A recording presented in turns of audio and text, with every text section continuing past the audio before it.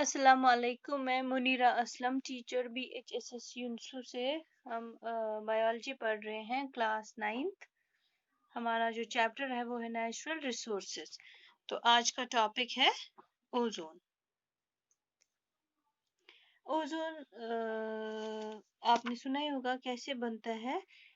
To molecules of oxygen combine with one oxygen atom to form O3, that is ozone. Ozone जो है उसकी formula है O3।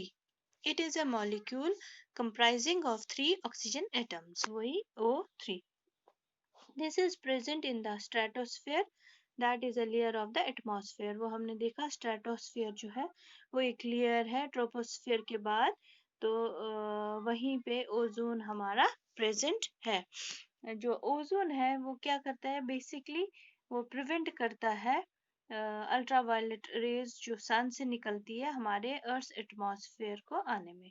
That is, it prevents ultraviolet rays of sun to enter into the earth atmosphere. ये बहुत ही important layer है, नहीं तो पूरे ग्लोबल वार्मिंग वगैरह हो जाएगी दुनिया में, तो उससे काफ़ी नुकसानात होंगे। This is present in the stratosphere. ये मैंने बोला ये लेयर है एक एटमॉस्फेयर की, जो आप ये फिगर में देख रहे हैं वाइट रिंग, तो वो स्ट्रेटोस्फेयर, वहीं पे ओजोन हमारा प्रेजेंट है।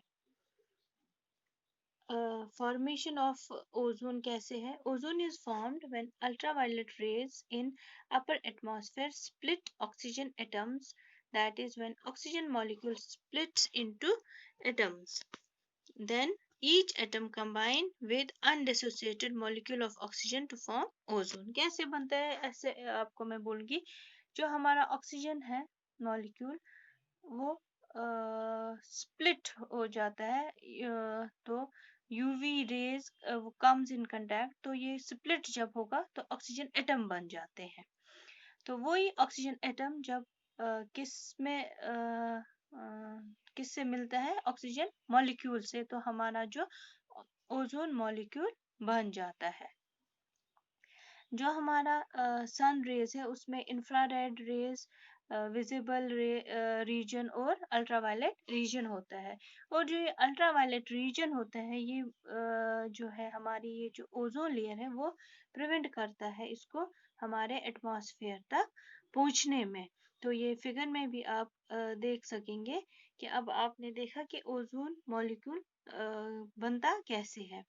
जो ऑक्सीजन मॉलिक्यूल है हमारा वो स्प्लिट हो जाता है, और ultraviolet ray comes in contact and then split into oxygen atom. That oxygen atom फिर मिल जाता है ऑक्सीजन मॉलिक्यूल के साथ, तो हमारा इस तरह से ओजोन बन जाता है। तो ozone protects us from ultraviolet radiations as it does not allow these rays to enter into the earth's atmosphere, that is, if they enter the earth they may harm us in many ways. वही मैंने बोला, जो हमारा जो ozone layer है वो ही prevent करता है, प्रोटेक्ट करता है हमारी अर्थ को, हमारे एटमॉस्फेयर को अर्थ तक पहुंचने में। तो उससे हमारा जो ये अर्थ है वो बच जाता है काफ़ी हार्मफुल चीज़ें से, जैसे they may raise the temperature of earth. अगर आप वो यहाँ पहुँच गए तो इससे क्या हमारे टेम्परेचर जो अर्थ का है वो ज़्यादा बढ़ जाएगा।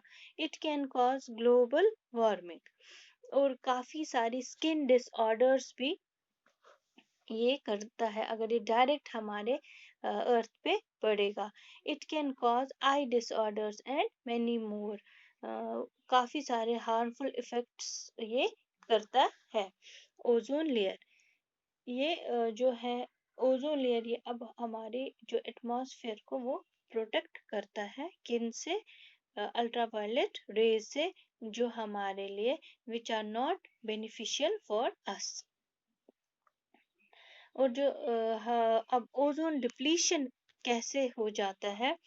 जो हमारे पोल्यूटेंट्स है एयर में प्रेजेंट, तो ये क्या उसी की वजह से ये सब हो रहा है।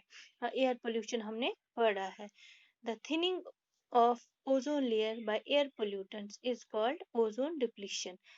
ये हमारी जो ओजोन लेयर थी वो थिक थी, मगर क्योंकि पोल्यूटेंट्स की वजह से जो ये लेयर है वो थिन हो गई है।